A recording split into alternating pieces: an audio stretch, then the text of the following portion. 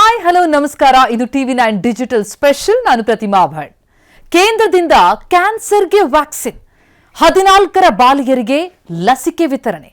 ಏನಿದು ಅಭಿಯಾನ? ಹದಿಹರೆಯದ ಬಾಲಕಿಯರಿಗೆ ಯಾಕೆ ವ್ಯಾಕ್ಸಿನ್? ಅದರ ಬಗ್ಗೆ ಇನ್ ಡೀಟೇಲ್ ಇನ್ಫಾರ್ಮೇಶನ್ ಕೊಡ್ತಾ ಹೋಗ್ತೀನಿ, ಕೇಳಿ.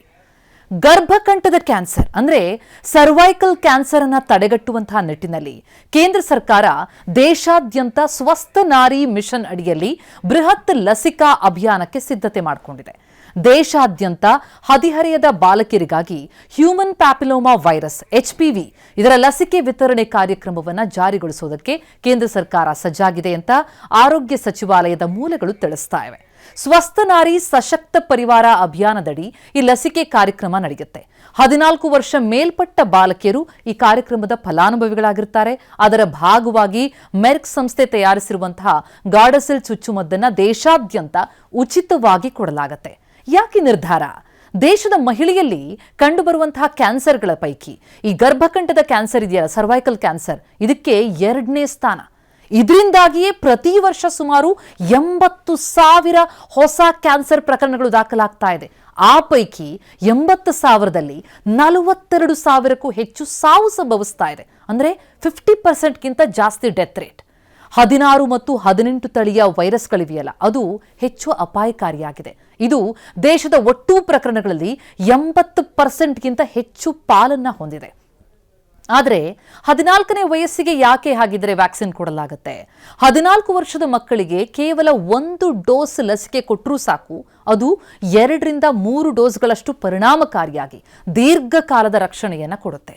ಕಿರಿಯ ವಯಸ್ಸಿನಲ್ಲೇ ಲಸಿಕೆ ಕೊಟ್ಟರೆ ದೇಹದ ರೋಗ ನಿರೋಧಕ ವ್ಯವಸ್ಥೆ ಹಿರಿಯರಿಗಿಂತ ಹೆಚ್ಚು ಪ್ರಬಲವಾಗಿ ಪ್ರತಿಕ್ರಿಯೆ ಕೊಡೋದ್ರಿಂದ ದೇಹದಲ್ಲಿ ಹೆಚ್ಚಿನ ಪ್ರತಿಕಾಯ ಉತ್ಪತ್ತಿಯಾಗೋದು ಇದಕ್ಕೆ ಕಾರಣ.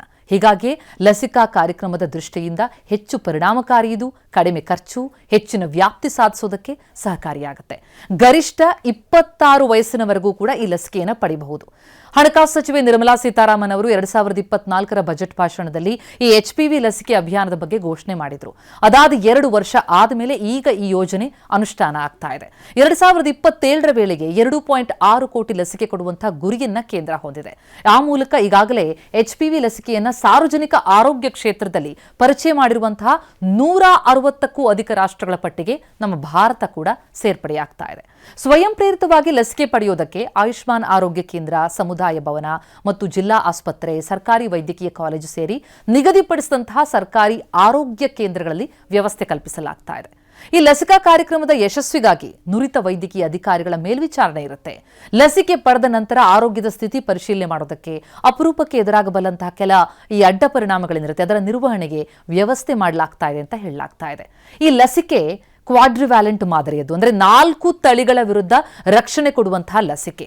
ಈ ಗರ್ಭಕಂಠದ ಕ್ಯಾನ್ಸರ್ ಉಂಟು ಮಾಡುವಂತಹ HPV ವೈರಸ್ನ ತಳಿಗಳಾದಂತಹ 16, 18, 6 ಮತ್ತು 11ರ ವಿರುದ್ಧ ರಕ್ಷಣೆ ಕೊಡುತ್ತೆ.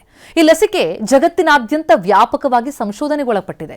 ಸುಮಾರು 93ರಿಂದ 100% ಪರಿಣಾಮಕಾರಿಯಾಗಿರುವ ಕ್ಯಾನ್ಸರ್ ಅನ್ನ ಇದು ತಡೆಗಟ್ಟುತ್ತೆ, ಸರ್ವೈಕಲ್ ಕ್ಯಾನ್ಸರ್ ಅನ್ನು ತಡೆಗಟ್ಟುತ್ತೆ ಅಂತ ದೃಢಪಟ್ಟಿದೆ.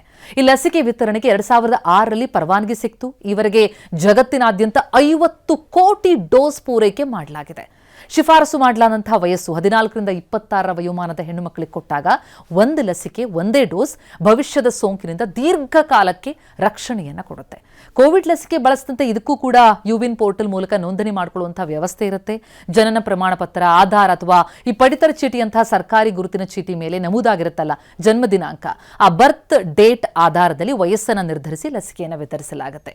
ಕೇಂದ್ರ ಆರೋಗ್ಯ ಸಚಿವಾಲಯದ ಮಾಹಿತಿ ಪ್ರಕಾರ ಈ ಅಭಿಯಾನ ಫೆಬ್ರವರಿ 2026 ಕೊನೆ ವಾರ ಅಥವಾ ಮಾರ್ಚ್ 2026 ಆರಂಭದಲ್ಲಿ ದೇಶಾದ್ಯಂತ ಅಧಿಕೃತವಾಗಿ ಚಾಲನೆ ಸಿಗ್ತಾ ಇದೆ. ಇದರ ಸದುಪಯೋಗವನ್ನು ಪಡ್ಕೊಳ್ಳಿ, ಜೊತೆಗೆ ನಮ್ಮ ಹೆಣ್ಣು ಮಕ್ಕಳನ್ನ ಈ ಸರ್ವೈಕಲ್ ಕ್ಯಾನ್ಸರ್ನಿಂದ ಬಚಾವ್ ಮಾಡಿ. ನಮಸ್ಕಾರ.